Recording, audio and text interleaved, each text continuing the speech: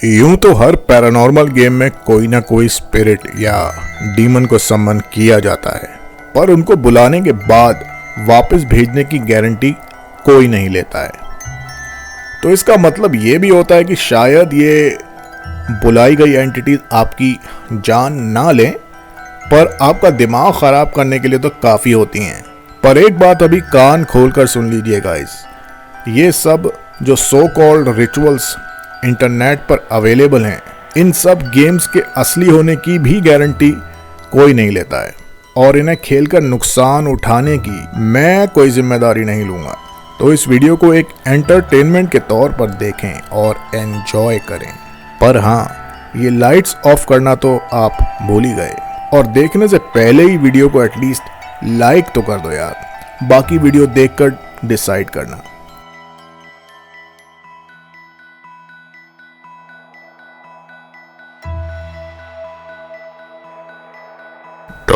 Ritual.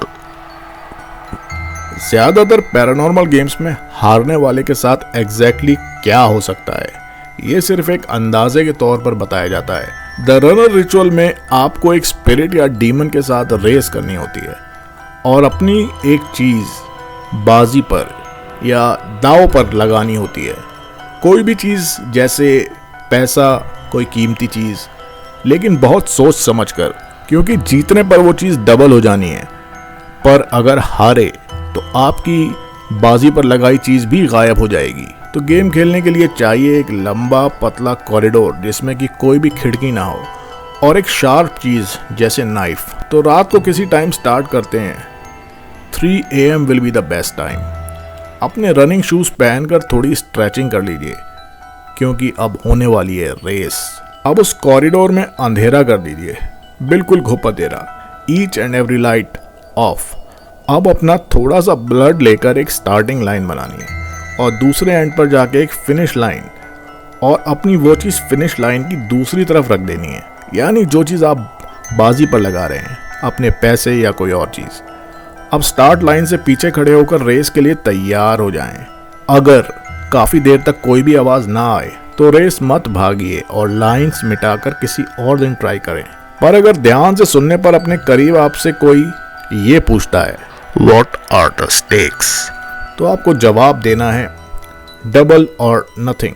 फिर आवाज की डायरेक्शन में बिल्कुल ना देखें। गेट रेडी, गेट सेट, गो, ये बोलकर रेस स्टार्ट कर देनी है। अब अपनी पूरी ताकत से भागना है।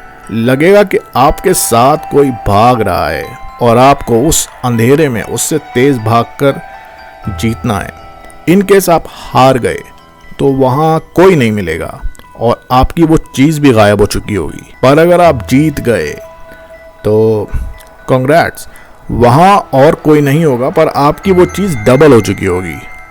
पर वहां आपको एक पेपर पड़ा मिलेगा जिस पर एक वर्ड लिखा होगा, अगेन। तो जोश में आकर रीमैच नहीं करना है, चुपचाप अपनी चीजें उठाकर और ब्लड लाइन साफ करके वहां से दफा हो जाना है। क्योंकि अगर फिर डबल के लालच में रीमैच में हार गए तो फिर नुकसान किस हद तक होगा, ये कहना बहुत मुश्किल है। The ghost paper challenge. ये ghost paper ritual midnight man की तरह से ही शुरू किया जाता है, जिसमें कि कैंडल जलाना, पेपर पर लिखना, दरवाजा नॉक करना, ये सब शामिल होता है। बस मिडनाइट मैन की खास बात ये थी कि वहां पर आपको अपने ब्लड की एक ड्रॉप पेपर पर लगानी होती थी, पर यहाँ ऐसा कुछ भी नहीं है। तो कुछ बेसिक चीज़ें चाहिए होंगी, जैसे कि रिचुअल को स्टार्ट करने के लिए एक पेपर, पेन, एक कैंडल, एक माचिस या लाइटर, मोबाइल फ़ोन या फिर घड़ी, टाइम का हिसाब रखने के लिए। हाँ, और ये ध्यान रहे कि दरवाजे के नीचे इतना स्पेस हो कि वहाँ से एक पेपर दूसरी तरफ सरकाया जा सके, और सिर्फ 3 सवाल पूछे जा सकते हैं, ना कम ना ज़्यादा। फिर रात को 3 बजने से पहले घर की सारी लाइट्स बंद करके उस दरवाजे के सामने जाकर बैठ जाना है जहां ये रिचुअल परफॉर्म करते हैं। दरवाज़ा बंद होना चाहिए। कैंडल जलाकर पेपर, पेन सामने रख लेना है। 3 बजते ही एग्जैक्टली 3 बजे डोर पर 3 बार नॉक करना है, और फिर 3 बार ये बोलना है, spirit of the door, I welcome you, make yourself present and come through. अब पेपर पर अपना क्वेश्चन लिखकर इस दरवाजे के नीचे से दूसरी तरफ आधा सरकाना है, फिर थोड़ा वेट करना है। अगर पेपर दूसरी तरफ से खींचा नहीं जाता तो फिर गेम को क्विट करके नेक्स्ट टाइम किसी और दिन ट्राई करें। और अगर पेपर उधर कोई खींच लेता है और काफ़ी टाइम तक वापस नहीं आता तो भी स्पिरिट से एक तेज़ आवाज़ में माफ़ी मांगकर गेम को एंड कर दें और अगले दिन सुबह की रोशनी होने के बाद ही दरवाज़ा खोलें, चाहे कोई कितना भी नॉक करता रहे। लेकिन अगर पेपर वापस आता है तो डेफिनेटली उस पर आपके सवाल का जवाब होगा। तो इस तरह आप 3 सवाल पूछ सकते हैं, लेकिन अगर जवाब की जगह कुछ ऐसा लिखा हो कि जो आपको रोकने की तरफ इशारा कर रहा हो तो फौरन अपोलोजाइज करके इस गेम को एंड करना ही बेहतर रहेगा। क्योंकि अगर डोर वाली स्पिरिट का दिमाग सटक गया तो फिर हो सकता है कि वो आपको दरवाजे के उस पार ही बुला ले। Phantom of the answer. ये पैरानॉर्मल गेम उन ट्रुथ सीकर्स के लिए है जो कि अपने कुछ मिस्टीरियस सवालों के जवाब ढूंढ रहे होते हैं। फैंटम ऑफ द आंसर एक ऐसा रिचुअल है जो कि मोबाइल फ़ोन के थ्रू परफॉर्म किया जाता है। कहा जाता है कि इस गेम को खेलने के लिए 10 लोगों की ज़रूरत होती है, और वो भी वो 10 लोग जो कि ये गेम अपनी मर्जी से खेलना चाहते हो। अब इस गेम में आंसर मैन आपके पूछे हुए सवालों के जवाब ज़रूर देगा, लेकिन कहते हैं कि आंसर मैन आपसे भी एक सवाल करेगा, और अगर आप किसी भी रीज़न से एक सवाल का जवाब देने में नाकाम रहे तो फिर कुछ बुरा होने का इंतज़ार करिएगा। इसे खेलने के लिए सारे के सारे 10 लोग अपने फ़ोन पर कॉल वेटिंग डिसेबल कर देते हैं और सब एक सर्कल बनाकर खड़े हो जाते हैं, और सब लोग एक साथ अपने लेफ्ट हैंड वाले पार्टिसिपेंट को कॉल लगाते हैं। अब होगा ये कि सारी लाइंस बिजी जाएंगी एक को छोड़ के, और वही कॉल आंसर मैन पिक कर लेगा। अब ये कहा जाता है कि ये स्पिरिट एक ऐसे लड़के की होगी जिसके के हाथ हैं ना ही पैर। वो कब्र से निकलने के साथ ही अब बॉडी पार्ट्स कलेक्ट कर रहा है।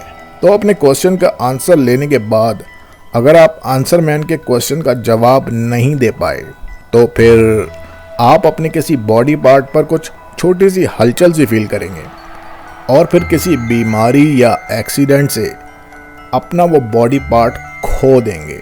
लेकिन अगर आपने सक्सेसफुली इस टफ क्वेश्चन का आंसर मैन को दे दिया तो जल्दी से बाय बाय करके रिचुअल खत्म होने पर फोन को डिस्ट्रॉय कर दीजिएगा, ताकि आंसर मैन कहीं आपको कॉल बैक करके और फोन में से ही आपका कोई बॉडी पार्ट ना खींच ले।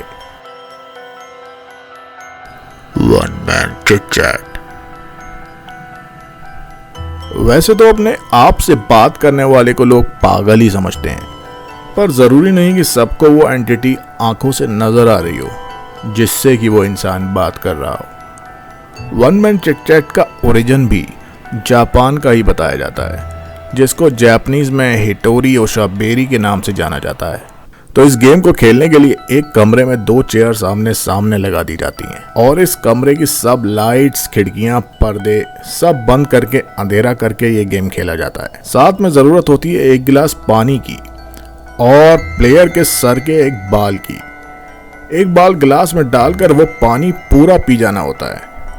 उसके बाद एक चेयर पर बैठकर दूसरी चेयर की तरफ देखकर बोलना शुरू करना है। कोई भी कहानी या इंसिडेंट या किसी चीज के बारे में थोड़ी देर तक बोलते रहना है, और धीरे धीरे हल्के बोलते हुए चुप हो जाना है, बिल्कुल चुप। अब ध्यान सामने वाली कुर्सी पर लगाना है। बहुत ध्यान लगाने पर आपको ऐसा लगेगा कि वो खाली कुर्सी अब खाली नहीं है। कुछ दिखेगा तो नहीं, पर फील होगा और लगेगा कि कोई सुन रहा है। और कहा जाता है कि अगर आप उस रात कुछ ज़्यादा ही लकी हुए तो वो एंटिटी आपसे बात करना शुरू कर देगी और सवालों के जवाब भी देगी, लेकिन आपको कुछ नज़र नहीं आएगा। फिर आपको रात के अंधेरे में ही इस गेम को एंड करना है, लेकिन जाने से पहले अपने दोस्त स्पिरिट से अच्छे से गुड बाय कर कर ही जाना है। उसे नाराज़ बिल्कुल नहीं करना है, वरना ऐसा ना हो कि वो स्पिरिट आपको वहाँ से जाने ना दे और अपने साथ ही ले जाए चिट चैट करने के लिए। काकोरी सन। आप ये कह सकते हैं कि काकोरी सन ouija बोर्ड गेम का जापानी वर्जन है जो कि ouija बोर्ड से ज़रा सा कम खतरनाक बताया जाता है, और वो इसलिए कि ouija बोर्ड के ज़रिए बहुत सी स्पिरिट को समन किया जा सकता है जो कि अच्छी भी हो सकती हैं और इतनी खतरनाक भी कि जानलेवा साबित हो जाएं। जबकि काकुरी-सन में एक स्पेसिफिक स्पिरिट से कम्युनिकेशन किया जाता है जिसका नाम काकुरी है। इस गेम को ouija बोर्ड की तरह ही खेला जाता है। कुछ डिफरेंसेस हैं, जैसे कि पॉइंटर या प्लैंचेट की जगह इस गेम में एक लाल कॉइन इस्तेमाल किया जाता है। साथ में ही उस वक्त उस कमरे की विंडोज़ खुली होनी चाहिए ताकि वो स्पिरिट अंदर आ सके। अब क्योंकि हमें इस गेम में ये पता है कि कौन सी स्पिरिट को आना है, तो गेम खेलते वक्त हम उस स्पिरिट का नाम लेकर उसको बुलाएंगे, और एक बार जब काकुरी स्पिरिट वहाँ हाजिर हो जाएगी तब आप उससे अपने सवाल पूछ सकते हैं। पर अच्छा होगा कि कोई फालतू क्वेश्चन ना पूछा जाए जिसकी ज़रूरत ही ना हो। पर यह भी एक ध्यान रखने वाली बात है कि काकुरी को एक ट्रिक्स्टर गॉड की स्पिरिट कहा जाता है, तो हो सकता है कि आपके सवालों के मुकम्मल जवाब ना मिलें। काकुरी-सन गेम जापान में काफ़ी पॉपुलर है और बहुत से केसेस वहाँ ऐसे भी हो चुके हैं जहाँ खेलने वाले लोग बुरी तरह डर कर अनकॉन्शियस भी हो गए हैं, तो इसलिए जापानी स्कूल्स में ये गेम बैन कर दिया गया था।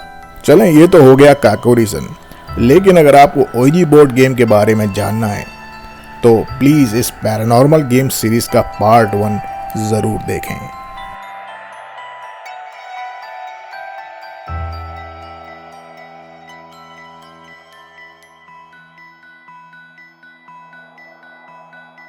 तो गाइस, इस वीडियो की बड़ी डिमांड पर इसका 5th पार्ट लाया गया है। कमेंट्स में ज़रूर बताएं कि आपको ये पेशकश कितनी पसंद आई और कौन सा वीडियो आप जल्द देखना चाहेंगे। और जिन मासूम लोगों ने ये वीडियो अब तक लाइक नहीं करा है वो अभी इसको लाइक और शेयर करें और चैनल को सब्सक्राइब करें और करवाएं। एक पेंडिंग काम और कर दें प्लीज़। वीडियो की डिस्क्रिप्शन में जाकर लिंक्स के ज़रिए हमें फेसबुक और इंस्टाग्राम पर फॉलो ज़रूर करें। और जिन लोगों को अपनी पैरानॉर्मल कहानी या एक्सपीरियंस शेयर करना है वो हमसे हमारे लाइव शो में आकर कनेक्ट हो सकते हैं। तो गाइस, अपना ख्याल रखें और दुआओं में याद रखें। This is fact matrix signing off. Bye bye.